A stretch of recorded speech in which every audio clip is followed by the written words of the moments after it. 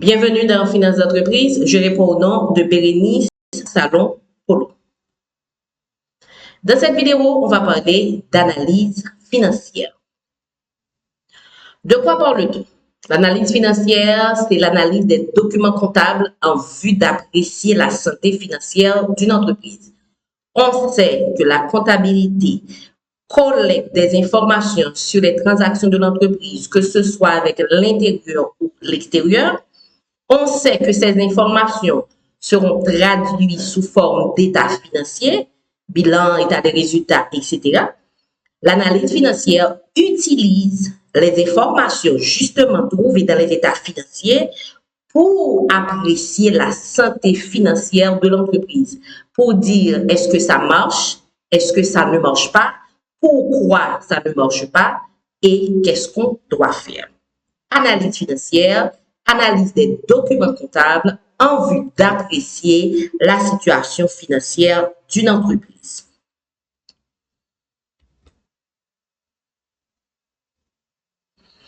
Objectif de l'analyse financière. L'analyse financière permet d'évaluer la situation financière. On va apprécier la situation, on va se faire une idée, on va évaluer la situation.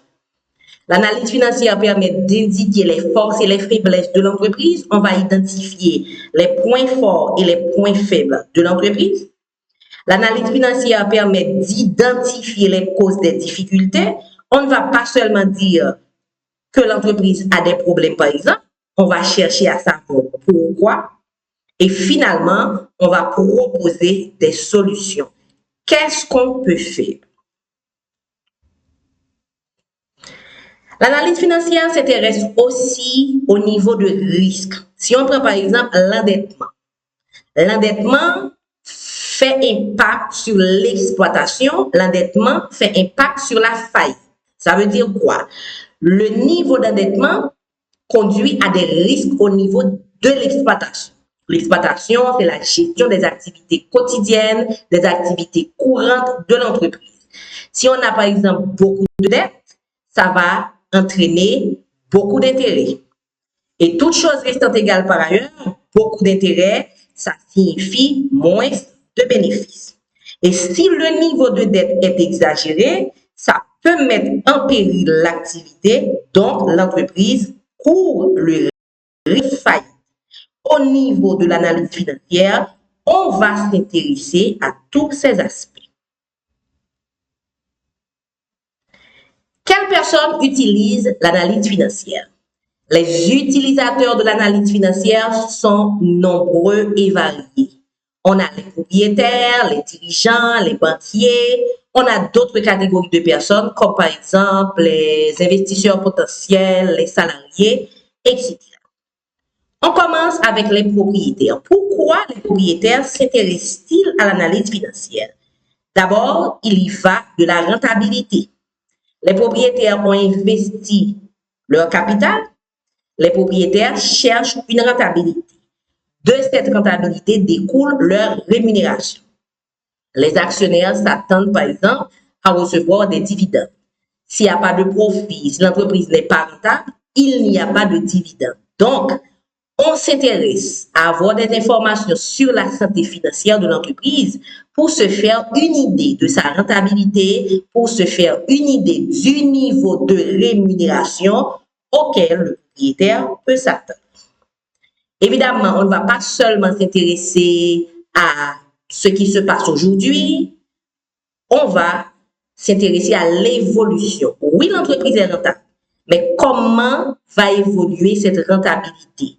Comment la rémunération des actionnaires va-t-elle évoluer? Est-ce qu'on peut espérer, par exemple, recevoir plus à l'avenir? Et ça permet la transparence. Les informations sont connues, les informations sont partagées, les propriétaires peuvent plus facilement prendre des décisions. Les dirigeants ne sont pas toujours les propriétaires. Dans les petites entreprises, en général, les propriétaires sont les dirigeants. Ce n'est pas le cas pour les grandes entreprises. Dans beaucoup de grandes entreprises, les dirigeants sont des personnes qui sont payées pour diriger l'entreprise. Elles sont donc responsables de la performance de l'entreprise, des résultats de l'entreprise. Les dirigeants sont intéressés par identifier les indicateurs qui montrent que l'entreprise marche ou encore les indicateurs qui montrent que l'entreprise ne marche pas.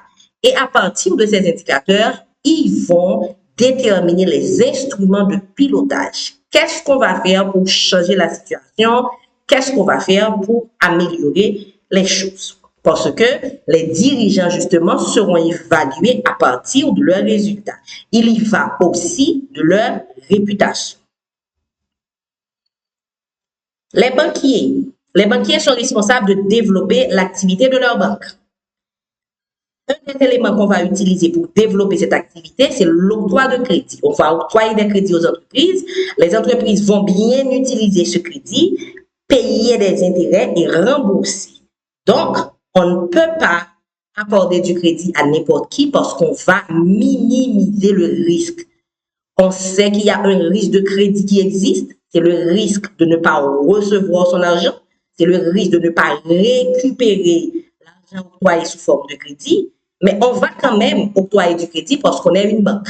Donc, les banquiers vont chercher à minimiser le risque, ce qui conduit à sélectionner rigoureusement les clients à qui on va octroyer du crédit.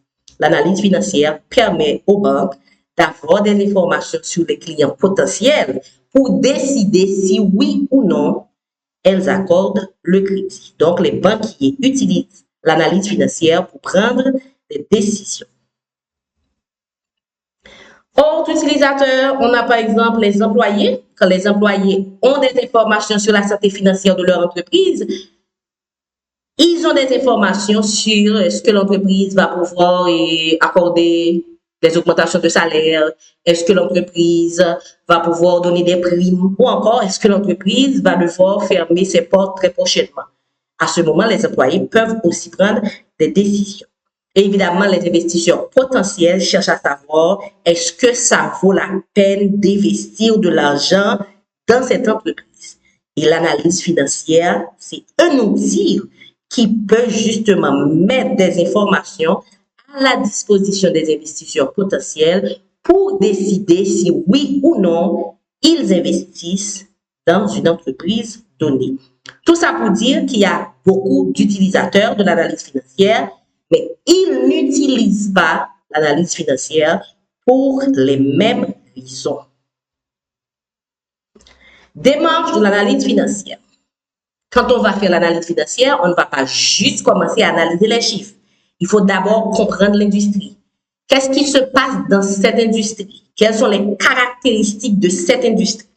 Il faut ensuite comprendre l'entreprise.